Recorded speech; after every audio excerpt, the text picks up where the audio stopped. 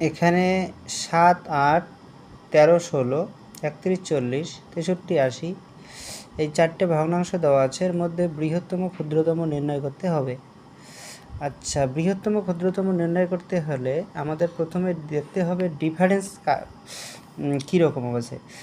নিয়মটা হচ্ছে যেটার ডিফারেন্স সবচেয়ে বেশি হবে সেটাই হবে ক্ষুদ্রতম, আর যেটার ডিফারেন্স সবচেয়ে কম হবে সেটাই হবে বৃহত্তম।